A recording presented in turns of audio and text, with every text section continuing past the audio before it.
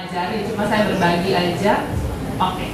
Berbagi ilmu yang saya pelajari supaya kita sama-sama mengetahui apa sih kesehatan gigi dan mulut itu, belajar tentang mitos atau fakta. Soalnya kadang-kadang banyak sekali yang nanya ke praktek, dok katanya si ini, tetangga saya si ini gini ya dok, gitu. Jadi banyak sekali mungkin pertanyaan dari teman-teman, orang awam atau pasien yang datang membahas tentang kesehatan gigi yang didengar dari orang lain.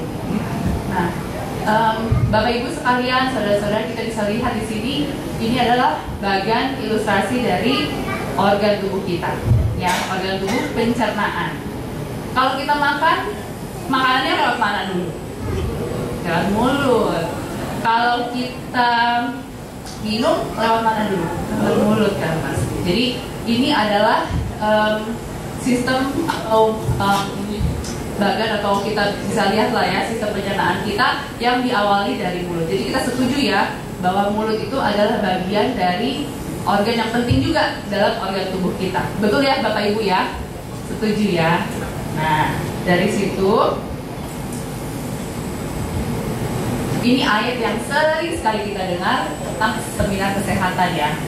1 Korintus 6 ayat 19 sampai 20. Atau tidak tahukah kamu bahwa tubuhmu adalah bait Roh Kudus yang diam di dalam kamu?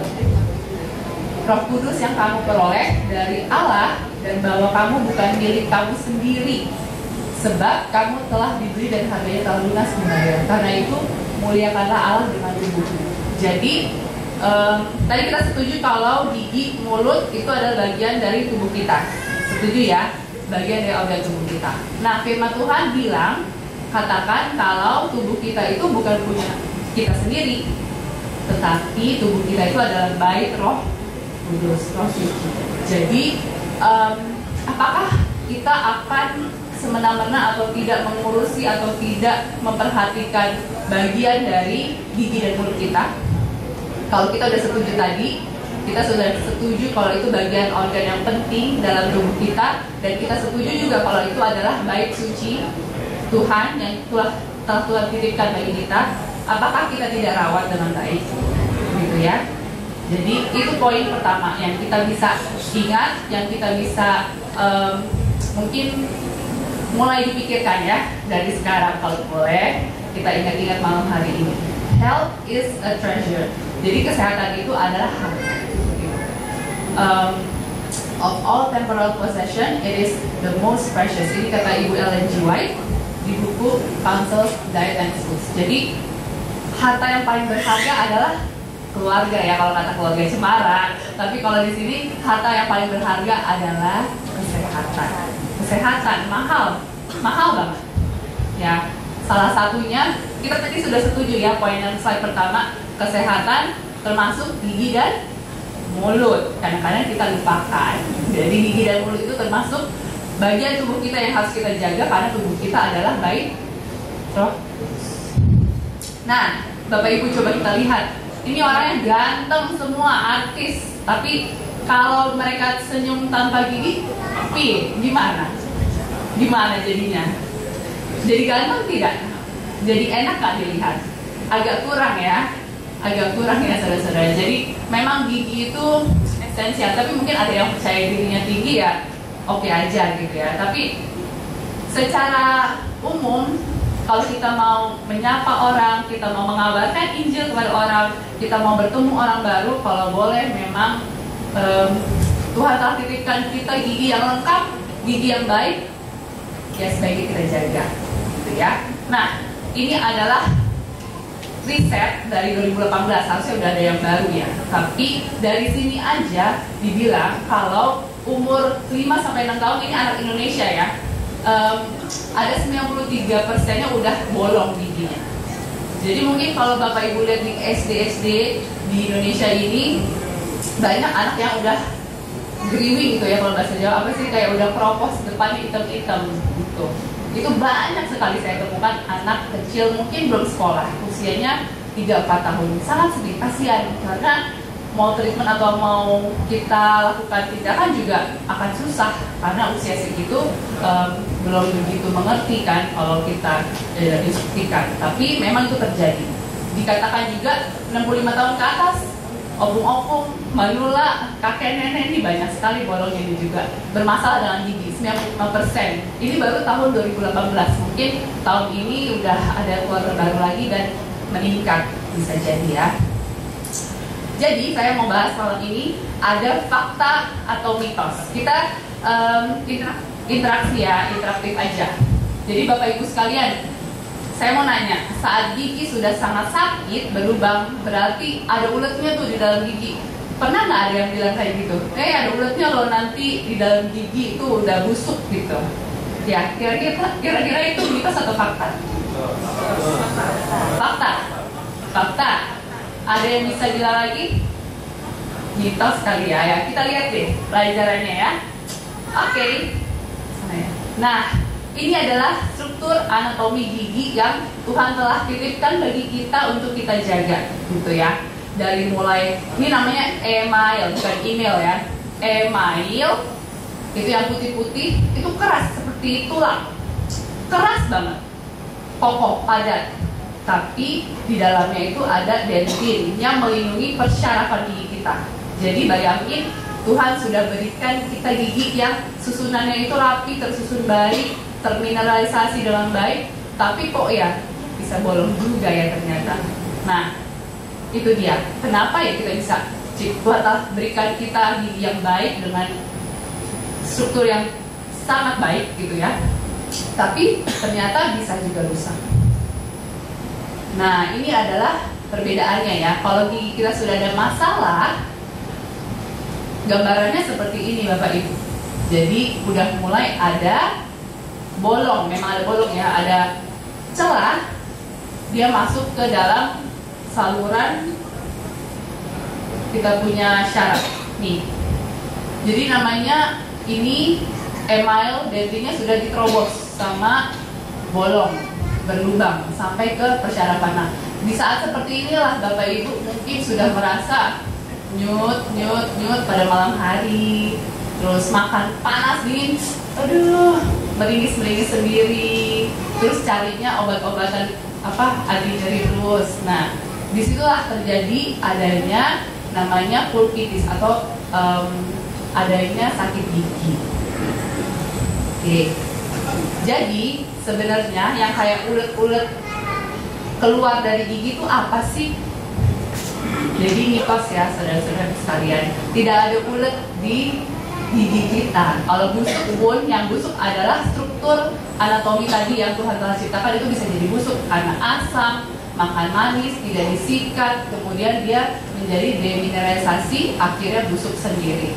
Nah, ini yang seperti ulat ini, kebetulan waktu itu saya abadikan setelah saya cabut dari pasien saya, adalah syaraf kita. Syaraf giginya kecil banget. Makanya saya juga mau mengedukasi, kalau sedang sakit gigi, perawatan kenapa sih dok harus bolak-balik? Nggak bisa pas sekali lagi udah datang tabel beres.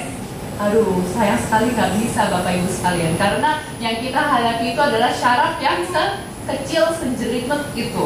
Jadi kecil sekali ini, seperti ini. Jadi ini saya cabut dari persyarafan akar gigi kita. Jadi kalau misalkan sudah tembus sampai ke pulpa atau ke syaraf yang kita matikan, kita cabut persyarafannya supaya gigi itu tidak ada rasa sakit kembali, tetapi kita bisa bangun mahkota atau kita bisa tambal dan bisa jadi crown ini. Jadi kalau sudah sakit gigi, sekarang dokter gigi banyak sekali yang mencegah agar tidak mencabut gigi dengan mudah, gitu ya. Karena kehilangan satu gigi pun itu sangat berharga, ya. Setelah cabut, terus habis itu masalah tidak selesai juga. Kita masih harus mengganti giginya. Jadi ini adalah syaraf gigi kita yang diambil, bukan ulet ya saudara-saudara, ini adalah persyarafan. Jadi syaraf itu harus dimatikan, dikasih obat, mungkin ada 2 kali 3 kali kunjungan sampai dia steril saluran akalnya. Setelah steril, tidak ada sakit lagi, tidak ada bengkak, baru kita bisa tambal dan bisa jadi dikasih crown cepat lebih kuat. Jadi memang perawatan syaraf ini lebih complicated atau lebih panjang ya perawatannya. Jadi sekali lagi kalau sudah sampai ke akar, sampai ke syaraf, tidak bisa langsung ditambal. Jadi kita harus bolak-balik bersihkan sampai dia steril. Jadi bukan ulet, tapi itu adalah syaraf gigi kita ya, tidak ada ulet di dalam gigi. Baik, yang kedua ini adalah proses penambalan. Jadi mitos ya saudara-saudara sekalian. Nah yang kedua, supaya ini ya nggak bolong, Dokter Jessica bilang supaya nggak bolong kita harus bersihkan gigi dengan bersemangat. Agar gigi tetap sehat dan bersih, sikatlah gigi dengan kuat, kencang, bulu sikat yang besar dan kasar. Kira-kira itu fakta atau mitos itu? Mitos? Ada yang masih bilang apa? Fakta? Kita lihat ya. Pokoknya banyak sekali pasien yang datang, dok saya pokoknya pakai sikat yang besar, yang kasar, yang keras, itu mantep dok sikatnya gitu ya, semuanya bersih. Oke, kita lihat.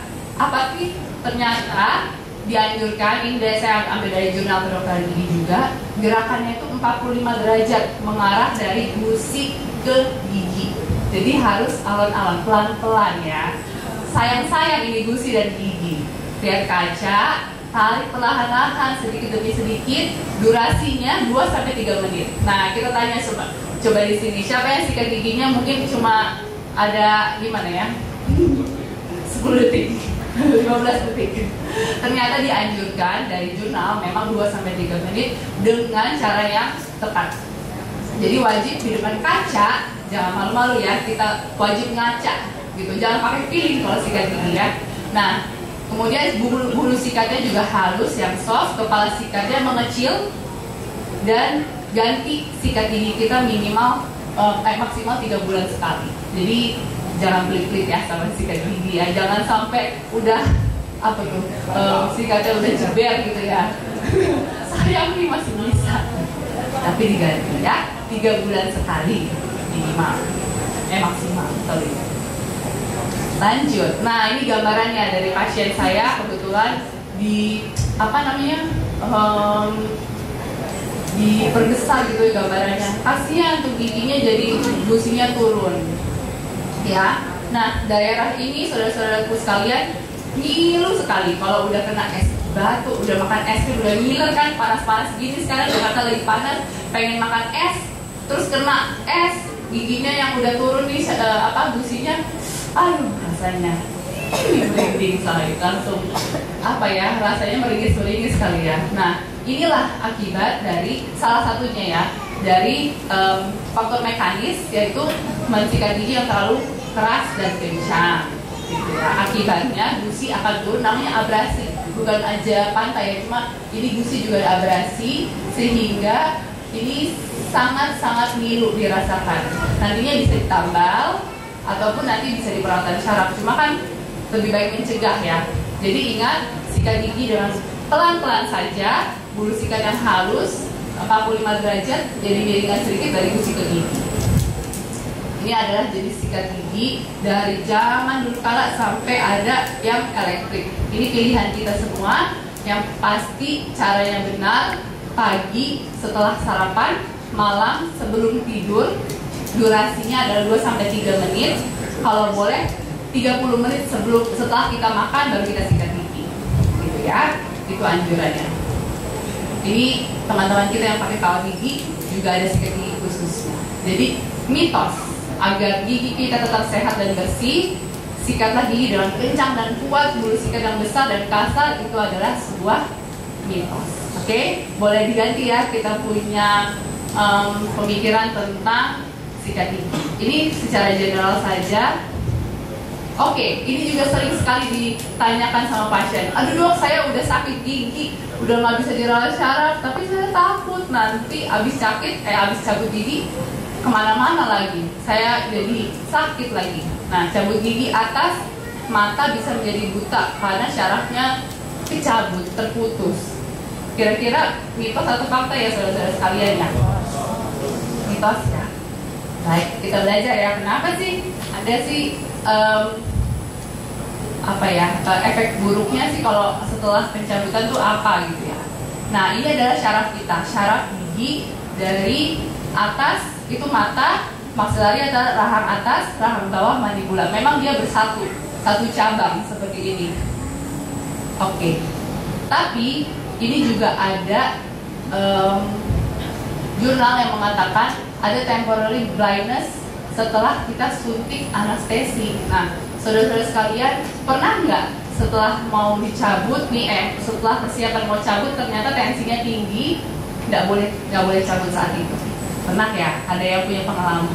Jadi kita harus nurut aja ya. Ternyata memang ada efeknya. Kadang-kadang pasien juga nggak apa-apa lah dok, itu tinggi sedikit, cabut aja, yang penting saya nggak mau sakit gigi lagi. Tapi memang saudara-saudara sekalian, itu sudah ada alasannya kenapa kita tolak pasien yang tensinya tinggi. Karena dalam hipertensi, tensi darah tinggi, tekanan darah tinggi, bisa jadi nih ada penyebaran dari obat anestesinya itu, dia menyebar ke mata atau sekitar sinus ini. Itulah yang menyebabkan sebenarnya komplikasi ke mata, kemudian ke area lain, ke telinga juga bisa, sinusitis juga bisa. Jadi kita harus kontrol dulu tekanan darahnya, jangan sampai terjadi komplikasi karena kita hanya mau cabut gigi. Itu ya. Nah, ini secara di jurnal memang kembali lagi penglihatannya 20-30 menit setelahnya. Tapi kalau bisa ya kita hindarin jangan sampai ini terjadi. Tapi tidak tercabut sampai syaraf-syaraf menjadi buta, itu tidak, gitu ya, itu tidak terjadi. Oke. Terus ada lagi, jadi pencabutan karena infeksi. Pasien sedang bengkak sekali, pengen dicabut karena dia udah nggak tahan, nggak mau lagi dikasih obat-obatan, nggak percaya sama obat-obatan, takut minum obat, jadi dia mau langsung cabut aja. Jadi Bapak Ibu saudara-saudaraku sekalian, kalau boleh nurut aja, kalau bisa memang nurut aja dulu, karena dokter pasti tahu setelah dicabut infeksi itu bisa menjalar malah. Jadi pencabutan gigi memberikan akses mikroorganisme itu meluas ke sinus. Kita belum sembuhin nih aksesnya, belum sembuhin nih bakteri di situ, pasien udah getol banget pengen dicabut karena dia nggak tahan. Tapi kita tetap harus kasih antibiotik dulu, anti sakit dulu, walaupun memang ada waktu lagi, tetapi ini yang terbaik gitu ya. Jadi itulah alasannya kenapa kita tunda jika ada tensi tinggi atau sedang dalam keadaan bengkak. Anestesi pun tidak bisa mempan untuk menembus gigi yang sedang bengkak, gusi yang sedang bengkak, gitu ya. Oke, jadi mitos tidak ada pencabutan gigi yang bisa bikin buta karena syarafnya tercabut. Oke, Bapak Ibu sudah paham ya? Jadi satu-satu kita pelajari. Ini yang sangat umum aja yang sering ditanyakan sama pasien. Oke, terakhir, semoga masih ingat ya satu-satu tadi, nggak begitu banyak. Patokannya sikat gigi sampai keluar busa yang banyak. Pokoknya kita cari kalau belanja itu ke supermarket, ke apotik, busanya itu odolnya yang paling banyak keluar. Kira-kira itu mitos atau fakta? Mitos ya? Fakta? Oke, baiklah. Kita mau belajar lagi, satu hal lagi yang sering ditanyakan. Jadi Bapak Ibu sekalian, ini saya nggak ada disponsori oleh produk apa-apa, saya bukan brand ambassador. Tapi kalau lihat di supermarket, kalau lagi belanja, bolehlah sekali-sekali lihat di labelnya ini, di belakangnya ada nggak kandungan sodium lauryl sulfate atau SLS itu, karena itu adalah deterjen sebenarnya. Boleh-boleh aja ada kandungannya di situ di odol kita. Itulah yang menyebabkan odol itu busanya banyak banget. Jadi rasanya segar. Kadang-kadang pasien itu jadi cepat sikat giginya karena udah rasa odolnya itu menyebabkan giginya bersih karena busanya banyak.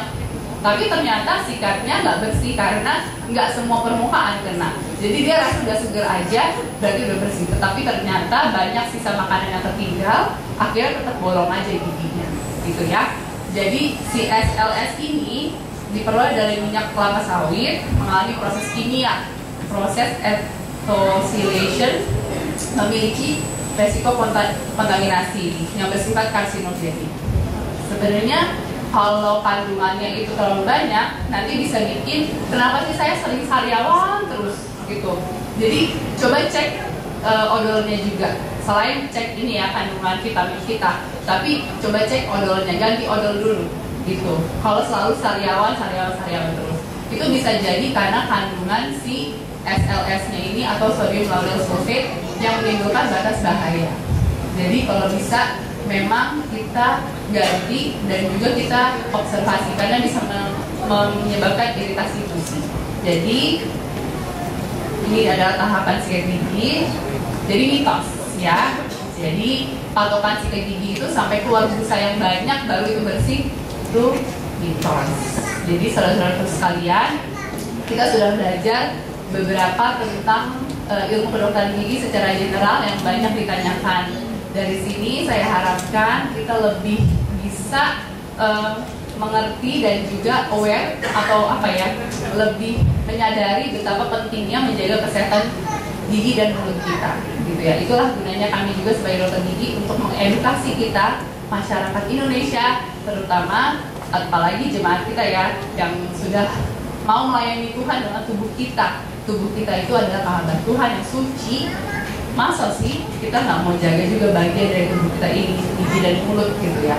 Sekecil-kecil apapun itu, tetapi kalau memang Tuhan sudah berikan ya kita rawat dengan baik. Salah satunya adalah gigi dan mulut. Dari semua pernyataan tadi, mitos atau fakta, mudah-mudahan kita bisa belajar sesuatu, kita ambil ilmu dari pembahasan malam hari ini dan bisa kita aplikasikan di dalam kehidupan kita masing-masing. Dan ini adalah ayat terakhir, Efesus 5 ayat 29, sebab tidak pernah orang membenci tubuhnya sendiri, tetapi mengasuhnya, merawatnya sama seperti Kristus terhadap jemaat. Jadi dengan ini terima kasih banyak atas kesempatan dan juga perhatiannya. Semoga dari apapun yang saya bagikan bisa menjadi pelajaran bagi kita semua.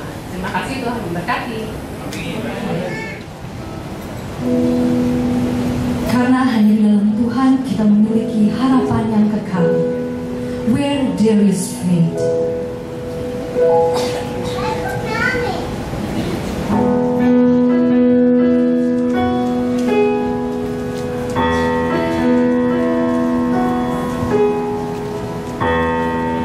I believe in faithfulness. I believe in giving all myself to someone else.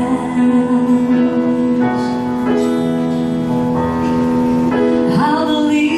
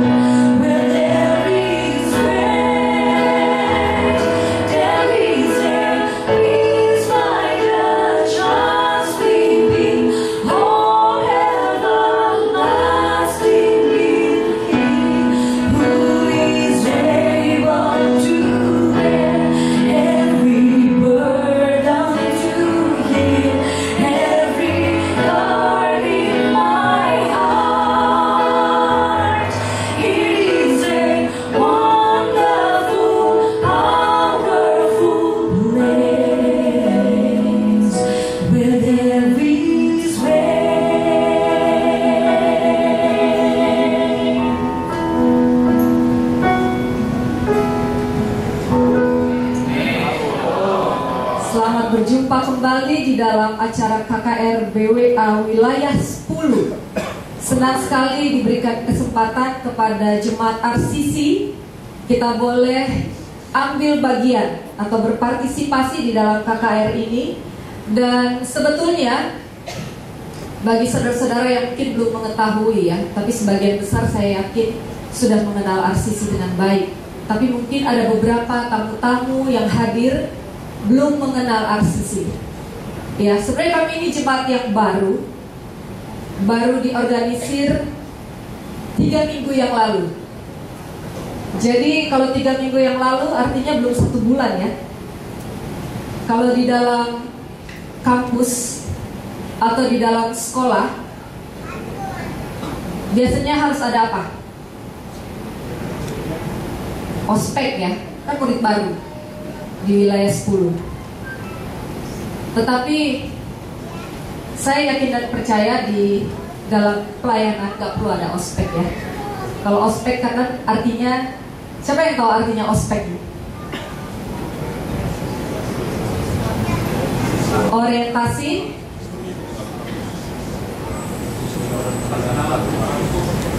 ya? Orientasi studi pengenalan kampus ya. Jadi ini saya merasa diorientasi sebenarnya sekarang ya. Karena RCC pertama kali membawakan firman Tuhan melalui KKR BWA yang pertama untuk kami. Jadi semoga orientasinya, ospeknya tembus ya. Jadi masih ada kesempatan-kesempatan lainnya kita boleh melayani Tuhan bersama-sama dengan wilayah 10. Sekali lagi kami ucapkan terima kasih banyak kepada Conference DKI Jakarta dan sekitarnya atas terselenggaranya acara KKR BWA di Jakarta ini. Terima kasih juga kepada penasehat Bapak Pendeta Agus Manurung dan juga Exkom dari wilayah 10 Bapak Tahayan, juga Pendeta Munai Sehe yang wilayah 10 ya sebagai penasehat juga wilayah 10, dan juga gembala-gembala jemaat yang lain di seluruh wilayah 10 ini. Saya mungkin belum begitu hafal, tapi saya tahu wajah-wajahnya saja. Terima kasih atas kesempatan dan juga kepada seluruh panitia yang memberikan waktu kepada jemaat RCC boleh melayani ya dari awal sampai dengan akhir. Baik, judul yang diberikan kepada kami untuk tema pengharapan yang pasti berjudul berpegang pada pengharapan. Tema dan judul sama ya, kurang lebih tentang pengharapan. Di sini saya ingin memberikan judul berpegang pada pengharapan. Saya ingin menceritakan beberapa cerita sedikit saja tentang George Muller. Mungkin saudara-saudara sudah pernah tahu ya cerita George Muller ini. Ini familiar sekali untuk saudara-saudara yang pernah mengikuti sejarah dari George Muller ini. Beliau adalah seorang visionary Jerman, merasa dipanggil oleh Allah untuk membuka satu panti asuhan bagi anak-anak yang memerlukan di Inggris. Ya, nama kotanya di Bristol. Ketika Allah memanggil dia untuk tugas yang menantang ini, ia tidak mempunyai uang sama sekali. Ya, nyalinya terlalu besar. Dia tidak punya uang atau makanan untuk diberikan bagi anak-anak panti asuhan itu. Dan tanah di mana di atasnya dapat dibangun panti asuhan, dia tidak punya apa-apa di situ. Lalu George Muller hanya mempunyai satu modal yang berharga, yaitu apa?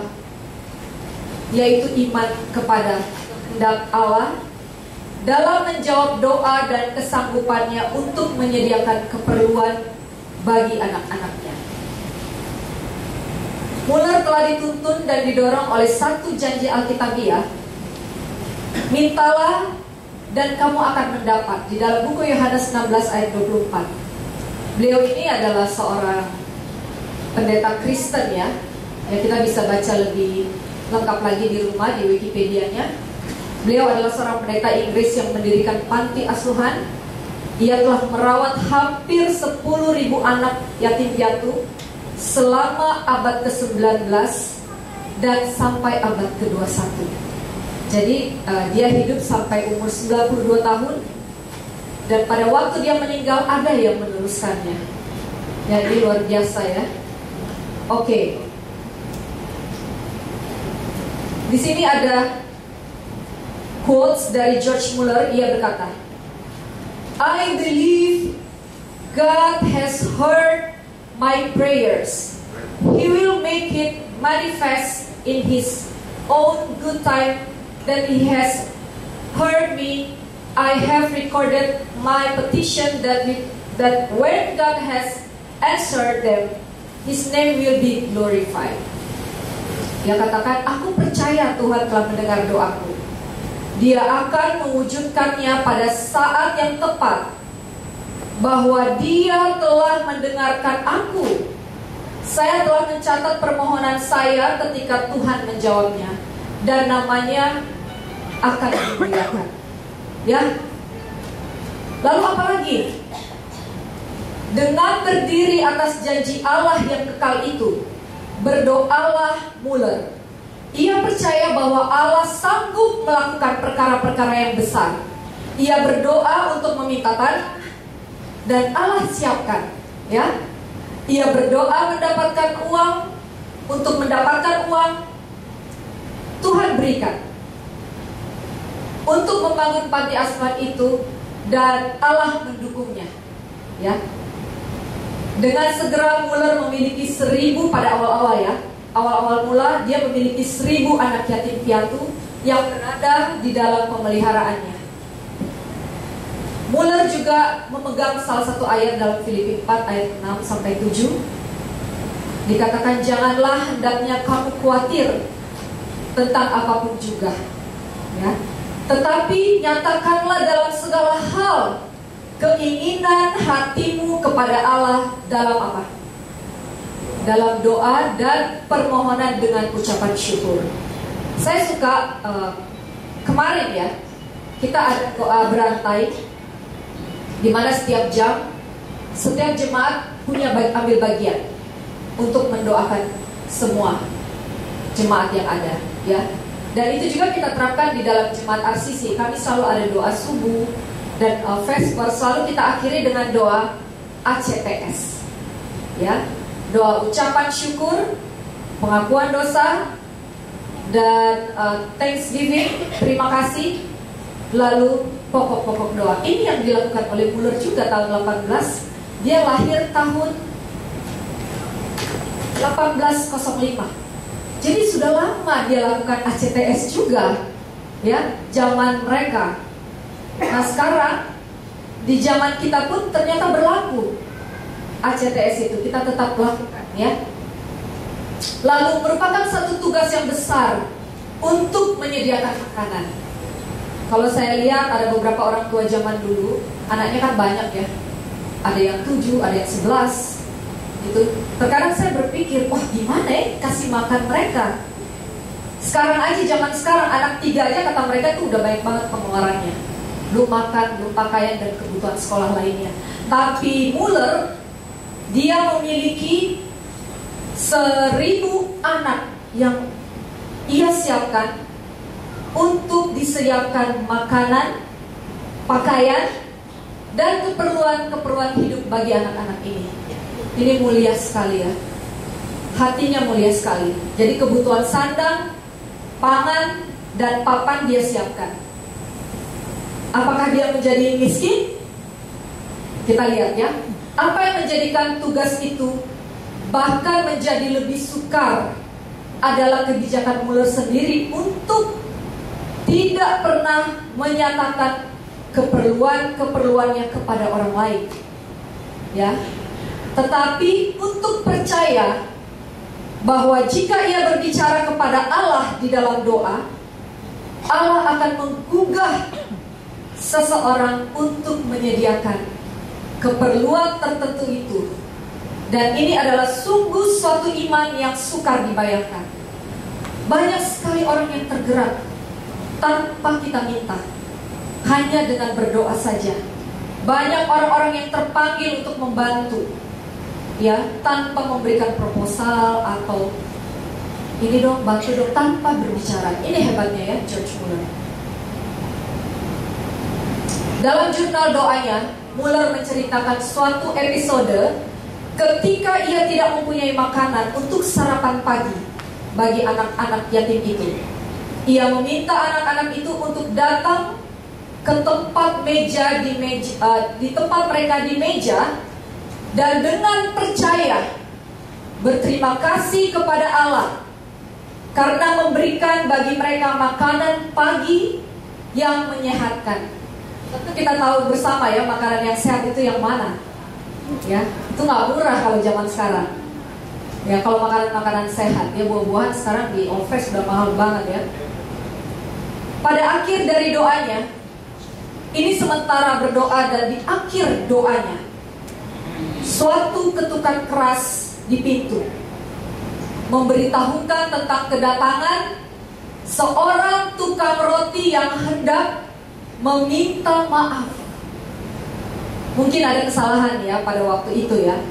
Dia datang meminta maaf, dan tanpa Muller sadari, ia membawa sekret penuh roti baru untuk diberikan kepada seluruh anak-anak yatim piatu yang ia jaga.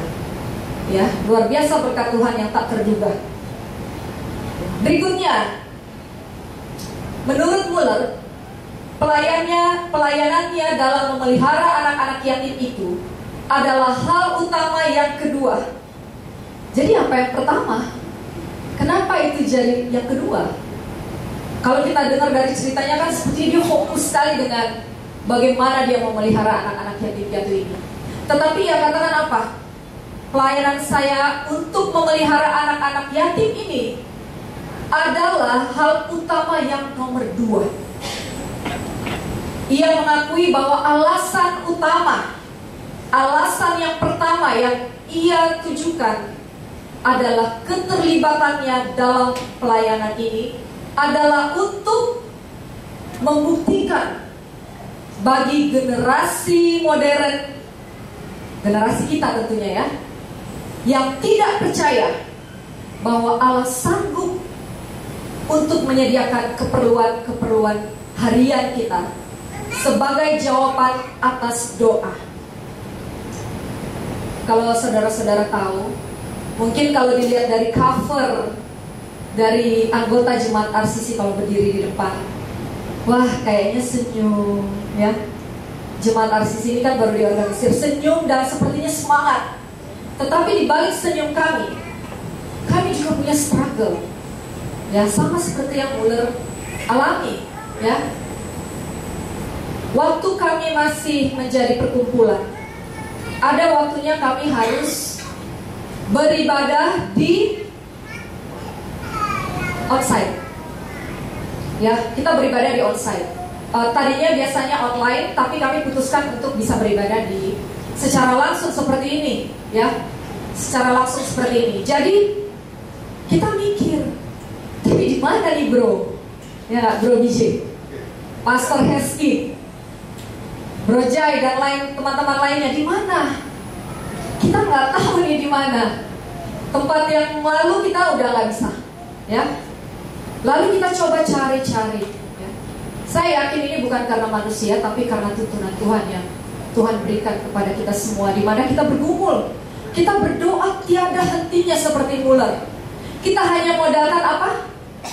Apa modal kita? Kita nggak ada modal. Saya ini orang biasa-biasa saja, nggak punya apa-apa. Kami hanya modal lutut aja. Lutut setiap hari berdoa dengan segala kelemahan, kekurangan yang kami miliki. Kita hanya modal berdoa saja. Ya, satu persatu kita saling kontak, berkomunikasi rutin, continue berdoa. Dan apa yang terjadi? Apa yang terjadi? Kita dapat tempat murah mahal di Sudirman loh, ya, di perkantoran. Walaupun hanya di food court, tapi coba tanya food food court di tempat di daerah Kuningan. Tanya berapa harganya. Kalau ada yang murah dari tempat kami boleh diinfo ya. Ya kalau ada yang lebih murah. Tapi kalau ada yang lebih mahal jangan diinfo. Sudah. Dapatlah kami tempat di sana. Kalau mau tahu lebih detail mungkin bisa setelah ini aja. Acara ini boleh. Kita kongko bisa diskusi, menjelaskan lebih detail lagi ya. Tapi intinya kita dapat tempat. Setelah itu, lalu gimana nih sistemnya? Kan harus ada kayak begini ya. Benar gak? Harus ada mimbar, kursi, mikrofon, dan lain sebagainya. Oh pusing lagi. Kita pusing semua nih. Tapi kalau ketemu orang harus senyum kan? Harus sepertinya fine-fine aja. Waduh, gimana nih? Tetapi bagi yang sudah berkunjung di RCC, boleh angkat tangannya nggak? Yang sudah pernah ke RCC di zona Topaz. Saya pengen lihat yang sudah pernah pergi. Supaya saya nggak perlu jelaskan detail apa yang kita punya sekarang. Oh baru sedikit ya. Tidak banyak yang sudah pergi. Oke, next time mungkin kita bisa bikin acaranya di sana ya, biar wilayah 10 juga tahu tempat kita. Tidak seindah ini, tetapi bolehlah ya untuk ibadah ya. Ini ditambah lebih bagus dibandingkan kita dari kursinya dan lain sebagainya. Tetapi kita tidak pernah melihat dari sisi apa yang kita nggak punya, tapi apa yang kita punya. Dan apa yang terjadi saudara-saudara, dari setiap keluarga menjumlah, apalagi yang dibawa dari rumah. Jadi apa yang ada di masing-masing kita bawa ke rumah. Pinjam laptopnya Pak Sekretaris, Pak Multimedia, kita pinjam. Nggak tahu apa nanti bakal disumbangkan juga, kita nggak tahu ya. Tapi kita gunakan apa yang ada. Mikrofon dari yang cuma 2-3 bertambah. Sound system juga. Tadinya kita mungkin pakai yang biasa-biasa, sekarang sound system kita sudah bagus. Ada juga orang tua yang memberikan sumbangan untuk RCC ya. Seperti mulai tadi, tanpa proposal, tidak perlu pakai proposal. Hanya dengan berdoa saja banyak sekali yang tergerak untuk memberikan sumbangan. Apalagi kalau mau di list nanti setelah acara aja ya. Banyak. Kita membuka open discussion. Kalau ada yang mau bertanya-tanya pengalaman, karena ini satu kesaksian di mana penyertaan Tuhan kepada RCC sangat luar biasa yang harus disampaikan kepada seluruh jemaat wilayah 10. Ya, di sini dikatakan jika kita percaya, berdoa, tekun, dan taat kepada kehendaknya. Ia berkata apa? Dan ketekunan menimbulkan tahan uji. Ada banyak ujian di dalam, ya. Dan tahan uji menimbulkan apa? Pengharapan. Sesuai judul tema kita ya, pengharapan. Dan pengharapan tidak mengecewakan. Karena kasih Allah telah dicurahkan di dalam hati kita oleh Roh Kudus yang telah dikaruniakan kepada kita. Di dalam Roma 5 ayat 4 sampai dengan 5. Luar biasa ya pengalaman dari jemaat RCC yang dihadapi oleh George Muller. Kita pun mengalami di zaman modern sekarang ini. Tetapi George Muller sudah memberikan apa? Ia mengakui bahwa alasan utama keterlibatannya dalam pelayanan ini adalah untuk membuktikan bagi generasi modern yang tidak percaya bahwa Allah sanggup untuk menyediakan keperluan harian kita sebagai jawaban atas doa. Dan itu terjadi di RCC. Amin teman-teman. Amin.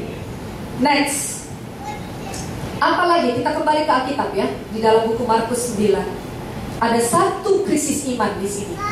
Seorang ayah membawa seorang putranya yang kerasukan iblis kepada Yesus untuk disembuhkan. Kita semua sudah mungkin tahu cerita ini, tetapi ia tidak percaya sepenuhnya bahwa Yesus dapat melakukannya. Tetapi tidak percaya sepenuhnya bahwa Yesus dapat melakukannya. Dalam percakapannya dengan juru selamat, ia menunjukkan unsur ragu-ragu. Yesus menegurnya karena ketidakpercayaannya. Dan orang yang dirasuk setan itu berseru, Tuhan, tolonglah aku yang tidak percaya ini. Dalam Markus 9 ayat 24. Tetapi Yesus berkata di dalam Markus 9 ayat 23, jawab Yesus, tidak ada yang mustahil bagi orang percaya.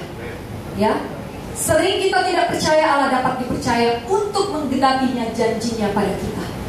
Walaupun Ia telah berulang-ulang berkata Ia akan menyediakan keperluan kita.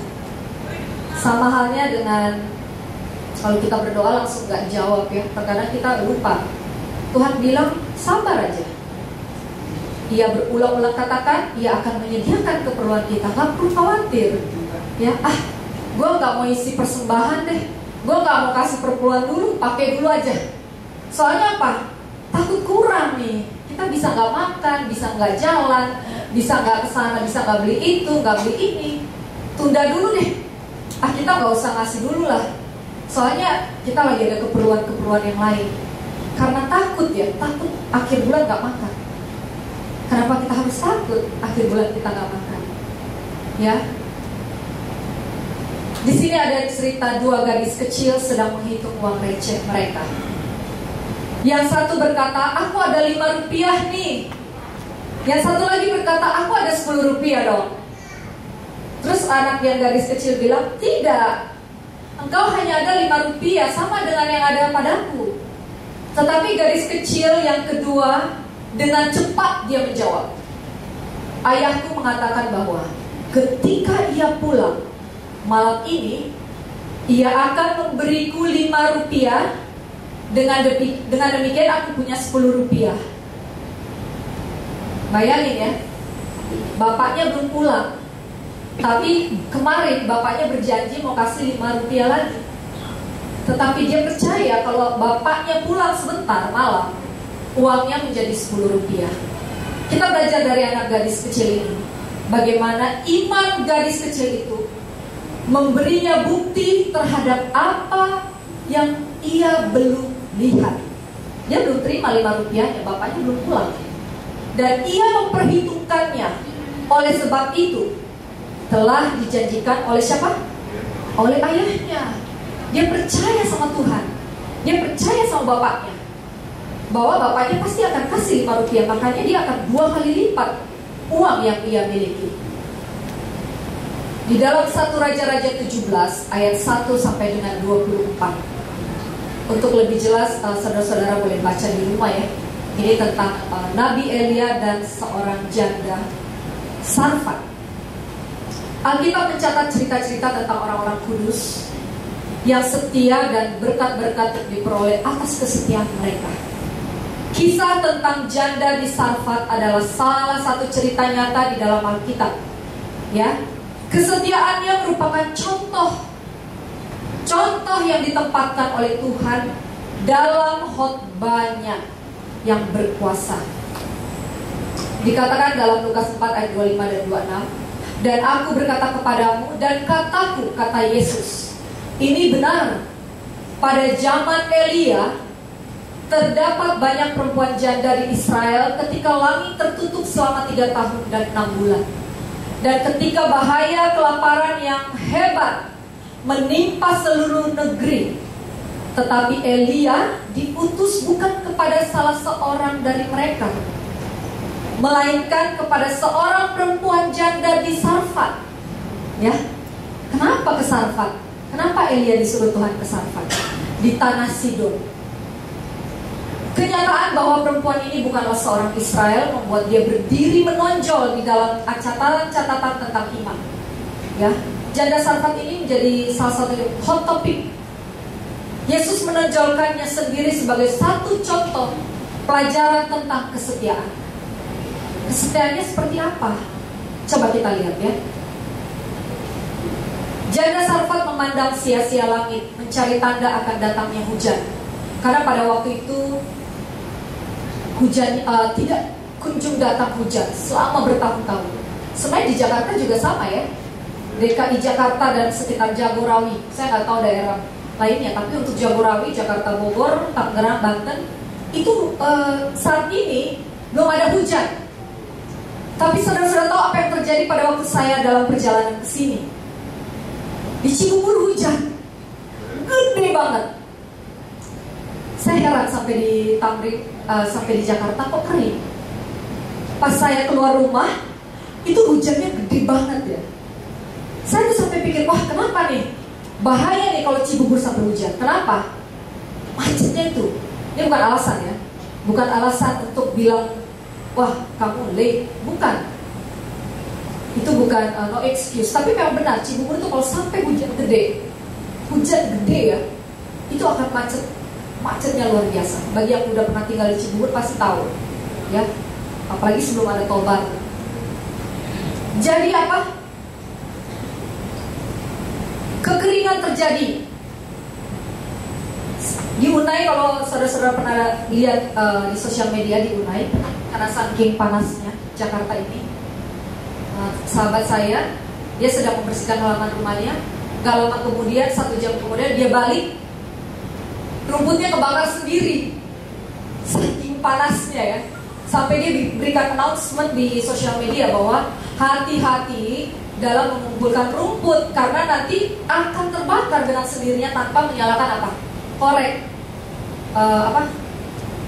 api. Dia akan nyala sendiri. Sama seperti yang terjadi di Sarfat. Sarfat itu kalau di saat ini di Lebanon ya. Saya lihat di Google itu di Lebanon. Ya. Janda Sarfat memandang sia-sia langit mencari tanda akan datangnya hujan. Hatinya terasa berat ketika ia mengenali tanda-tanda pertama kelaparan pada putranya. Pada suatu pagi, apa yang dia paling takutkan akhirnya tiba. Apa yang dia takutkan? Tepung dan minyak yang ada hanya cukup untuk membuat roti sekali aja. Ia tetap berharap bahwa mujizat akan mengubah keadaan yang mustahil itu. Tetapi di Sarfat itu kan mereka dewa-dewa Sidon tidak bisa diramalkan dan tidak dapat nyata. Jadi dengan hati yang berat ia pergi keluar kota untuk mengumpulkan beberapa potong kayu bakar untuk memasak roti yang terakhir mereka. Dan selagi Elia berada di sana, benarlah janji Allah. Pada waktu Tuhan menyuruh Elia ke sana, ke Sarfat. Di sana di dalam 1 Raja-Raja 17 ayat 6 berkata, burung-burung gagak membawakan baginya roti dan daging pada pagi hari dan petang, dan ia minum dari air sungai. Itu yang Tuhan berikan kepada Elia sebelum ia bertemu dengan janda Sarfat.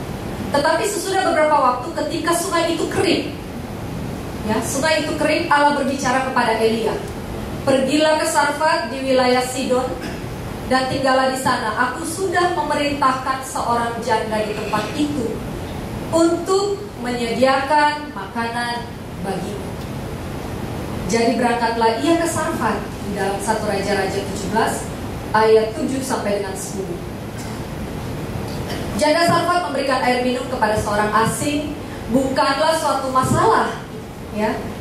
Hal itu tidak akan mengancam kelangsungan hidupnya, tetapi selagi ia pergi untuk mengambil air minum bagi Nabi Elia, permintaan selanjutnya dari sang Nabi menghentikannya secara mendadak. Dan tolong bawakan juga apa, kata Elia. Selagi dia mau jalan, bawain juga dong gue ini roti, sepotong roti ya. Masih lapar nih. Bayangin aja, seorang janda, waduh gila nih. Kita persiapannya tinggal buat besok, tapi dia minta roti sama gua. Gimana nih? Ya, Elia telah datang ke tempat itu setelah menerima perintah langsung dari Tuhan. Meminta hal yang mustahil, ya. Dan kini Elia memintakan hal yang mustahil, dan janda itu berupaya untuk menjelaskan keadaannya. Tahu ya, kalau ibu-ibu bilang lagi susah atau lagi gimana-gimana, Allah tidak mengirimkan Elia. Kenapa Allah tidak mengirimkan Elia kepada seorang yang kaya? Kenapa Tuhan suruh kepada janda ini ya, kepada janda, seorang janda di Arfak? Kan ada banyak orang manusia yang memiliki kelebihan selain dia. Allah tidak mengirimkan Elia kepada seorang yang kaya harta, tetapi kepada seorang janda miskin. Hal ini adalah satu teguran bagi kita, bagi saya, untuk saya dan saudara, yang membenarkan penolakan kita untuk memberi kepada Allah dengan alasan bahwa kita sedang mengalami kesulitan ekonomi nih, parah gua, uang gua tinggal begini nih di ATM, gak ada lagi, kita gak bisa bantu orang lagi, udah ini pas-pasan nih.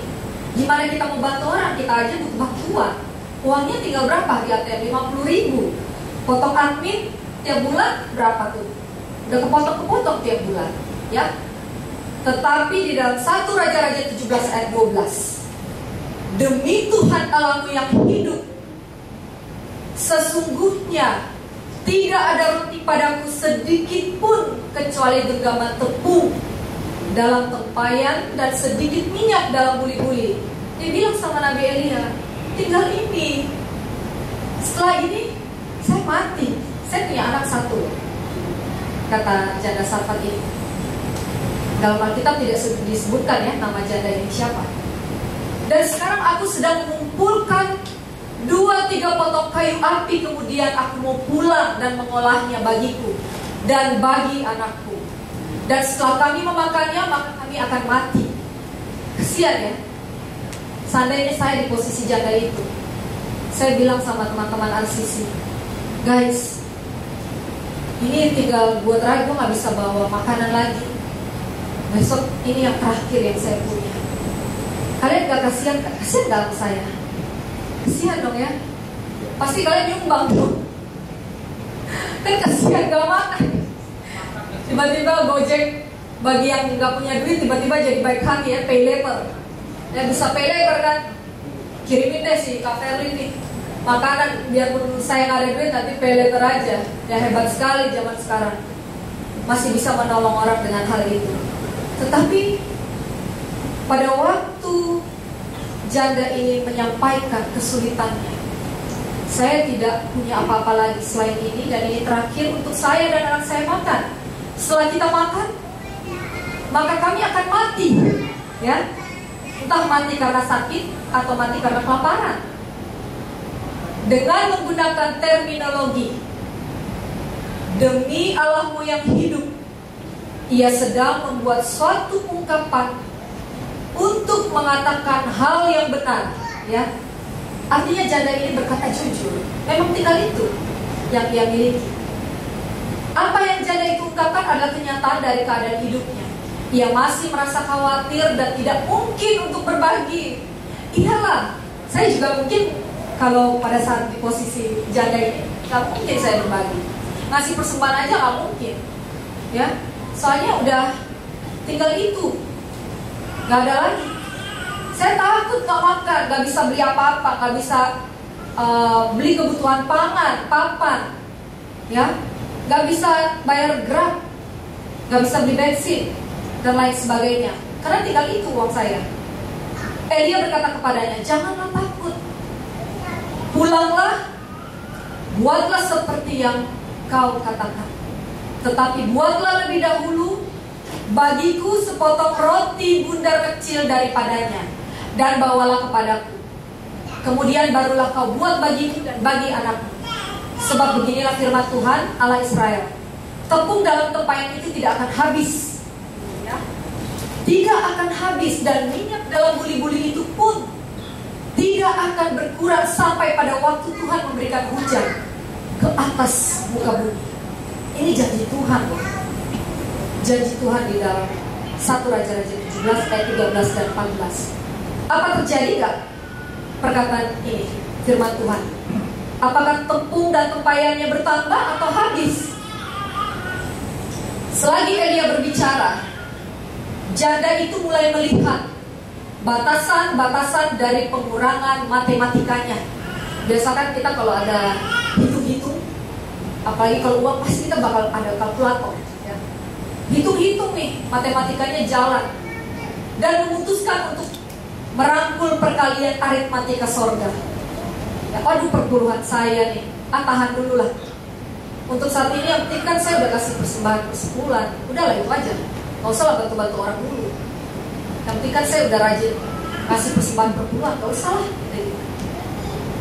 Pada akhirnya ia melihat jalan Allah sebagai jalan keluar bagi keadaan sulitnya.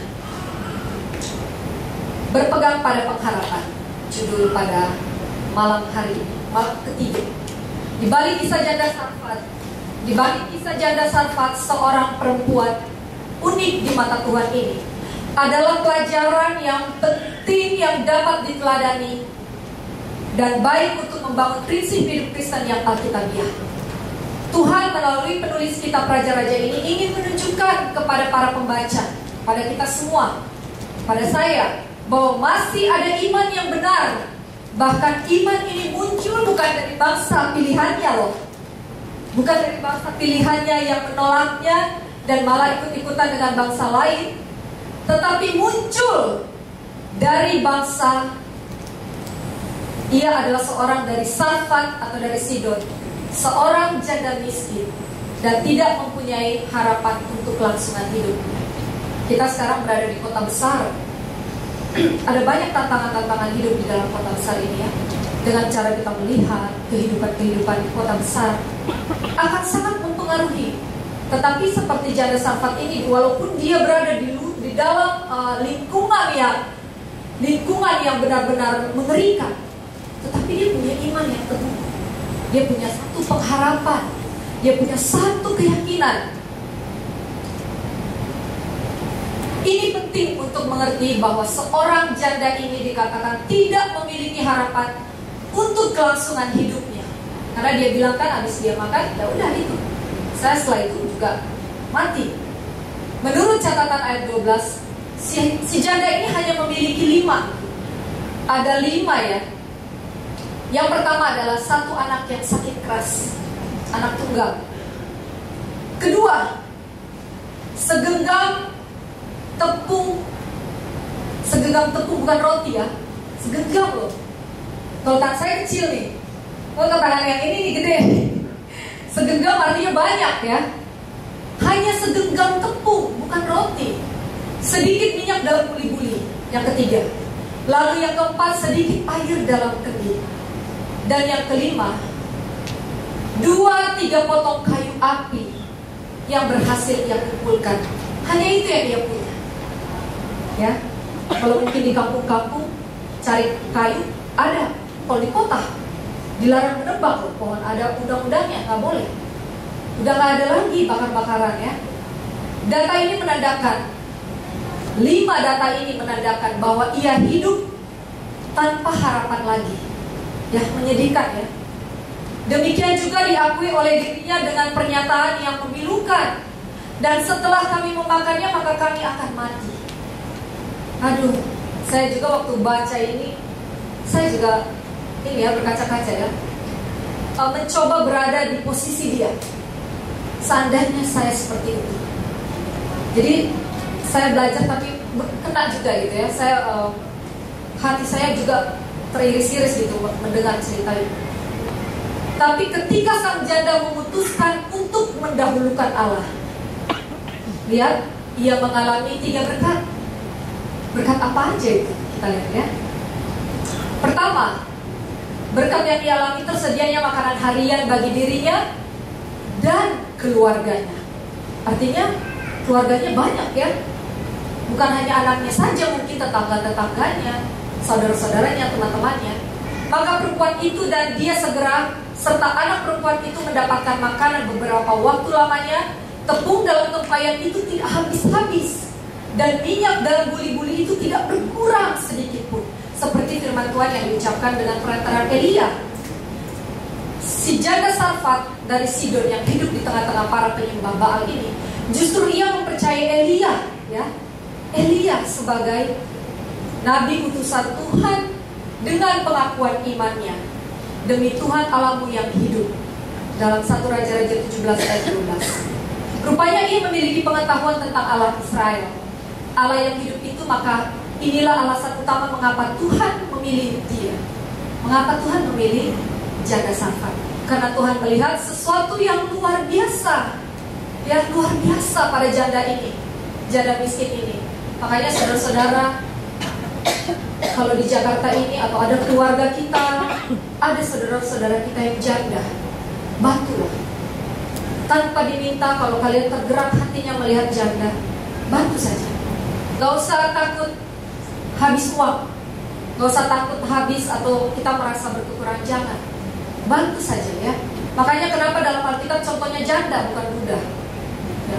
Janda, semuanya janda. Karena kita harus memang melihat pengorbanan seorang wanita ya. Oke. Masih ya, yang pertama, berkat yang utama yang dia terima. Mazmur 34 ayat 9 sampai 10. Kecaplah dan lihatlah betapa baiknya Tuhan itu. Berbahagialah orang yang berlindung padanya, pada Tuhan. Takutlah akan Tuhan, hai orang-orangnya yang kudus, sebab tidak berkekurangan orang yang takut akan Dia. Ini udah jelas ya. Kalau kita takut akan Tuhan, kita nggak akan berkekurangan. Ya, pernah nggak kita nggak makan? Mungkin pernah. Anggap aja itu puasa. Ya, kalau kita nggak makan, anggap saja puasa. Kalau kita mungkin belum ada, apa yang ada aja kita makan. Ya, yang kedua, kebangkitan mujizat putranya. Ada saudara-saudara boleh baca dalam 1 Raja-Raja 17 ayat 22 sampai 24 ya.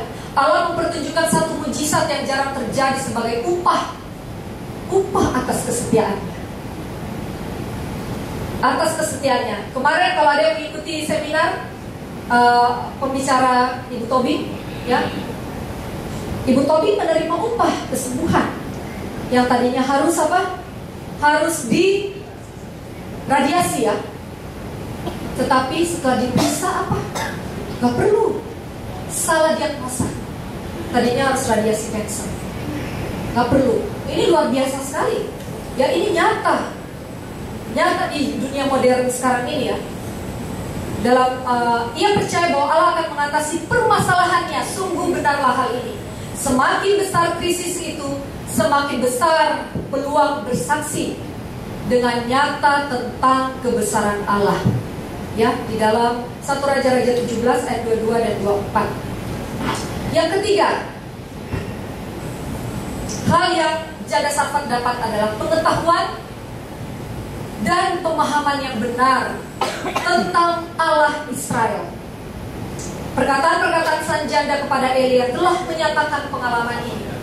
Sekarang aku tahu, yaitu bahwa kau abdi Allah, dan firman Tuhan yang kau ucapkan itu adalah apa? Benar.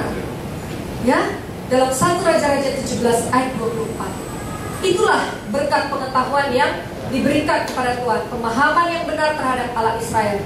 Mengetahui dan memahami kasih setia Allah menurut pengalaman adalah berkat yang paling besar yang dapat dicocokkan dengan keberadaan seorang manusia. Yesus berkata, inilah hidup yang kekal itu, yaitu bahwa mereka mengenal Kau satu-satunya Allah yang benar, dan mengenai Yesus Kristus yang telah Engkau utus itu. Yohanes 17 ayat yang ketiga. Ini slide terakhir ya, kedua terakhir atau ketiga. Berkat-berkat ini telah datang kepadanya karena janda itu memutuskan untuk mendahulukan Allah. Menurut jalannya sendiri ia telah mendengarkan perkataan-perkataan Yesus, sama seperti sang janda. Allah memberkati kita adalah jalan yang ada di luar imajinasi kita. Kita membatasi pikiran kita pada proses matematika pengurangan, sambil melupakan bahwa Allah kita mengkhususkan diri dalam penggandaan. Penggandaan. Siapa sih yang gak mau bonus double? Mau lah. Apalagi ntar lagi nih 13, ya gak? Pasti double biji, ya gak? Biji atau triple nih. Sama dengan Rotary ya, satu kantor ya. Wah, triple nih kayaknya. Jadi Tuhan itu mempersiapkan yang kita membatasi pikiran pada kita tidak dapat membawa diri kita percaya padanya untuk memasok keperluan kita bila kita menjadikan Dia nomor satu. Ya, berapa banyak berkat yang hilang karena kita bergantung atas kekurangan yang ada pada kita. Saya juga pernah mengalami kesusahan ya. Aduh, cari kerja pernah saya jalan kaki loh. Tahu Menara Saidah? Siapa yang tahu itu menara gedung itu sekarang udah jadi angker. Waktu awal-awal ya baru mau cari-cari, tapi itu pertama dan terakhir jalan kaki. Ya, karena uangnya terbatas gitu. Karena sebenarnya orang tua saya ada uang, Cuma dia bilang, kamu cari sendirilah dulu. Kalau kamu dapat kerja baru nih dikasih duit. Jadi dapat dulu baru dikasih duit. Saya pernah jalan kaki tuh ke situ, ya, cari kerja, ya. Lalu apa? Ketika Janda Sarfat memutuskan untuk mendahulukan Allah, ia mendapatkan 3 berkat yang tadi, ya. Persediaan makanan harian bagi dirinya dan bagi keluarganya. Oleh karena ia memberikan apa yang ada padanya, ia berikan semua yang ada padanya. Kedua, kebangkitan mujizat atas putranya. Putranya sembuh, hidup kembali, yang harusnya sudah apa? Sudah mati. Ketiga, pengenalan yang nyata kepada Allah Israel, yang adalah sumber dari segala sumber kehidupan, berkat dan kelimpahan. Janda di Sarfat, ia berpegang pada pengharapan kepada Tuhan. Ini salah satu ayat pegangan saya selama saya hidup. Mungkin saudara-saudara boleh catat, boleh screenshot, boleh share ke teman-teman di sosial media. Ini yang selalu saya pegang. Matius 6 ayat 33. Tetapi carilah dahulu kerajaan Allah dan kebenarannya, maka semuanya itu akan ditambahkan kepadamu. Semuanya, apa aja? Jasmaninya aja? Oh enggak. Rohaninya aja? Enggak. Apalagi? Semuanya. Saya nggak tahu apa tuh semuanya. Kalau pengertian saya semua itu semua, apa aja? Apa aja yang lo mau? Seperti itu. Semoga firman ini, kiranya firman Tuhan ini akan dikuatkan melalui cerita Janda Sarfat, di mana kita harus percaya bahwa Tuhan nyata memberikan berkat yang melimpah, berkat mujizat yang sesuai dengan kehendak dan kasih-Nya bagi masing-masing kita, di mana berkat Tuhan ini akan memastikan kecukupan dalam kehidupan kita, asalkan kita komitmen. Komitmen sangatlah penting untuk mau terlibat dan berkorban dalam persembahan bagi Tuhan kita. Kiranya firman malam ini menjadi hikmat surgawi bagi kita, sembari menunggu kedatangan Tuhan kedua kali. Saya bawa dalam nama Yesus. Amin. Tuhan Yesus memberkati kita semua. Mari kita satu dalam doa. Tuhan Allah Bapa kami yang bertata dalam kerajaan surga, puji syukur, terima kasih Tuhan. Kau sudah bersama-sama dengan kami sepanjang malam ini. Hamba-Mu boleh menyampaikan firman Tuhan, biar ini boleh menjadi bekal kami berpengharapan yang pasti kepada Tuhan, di mana janji Tuhan akan nyata dalam kehidupan kami, dan tujuan utama kami adalah kami boleh berkumpul bersama-sama dalam kerajaan surga. Terima kasih atas firman yang sudah dibawakan, biar ini menjadi berkat sukacita untuk kami boleh berkumpul. Terpujilah nama-Mu, dalam nama Yesus kami berdoa. Amin.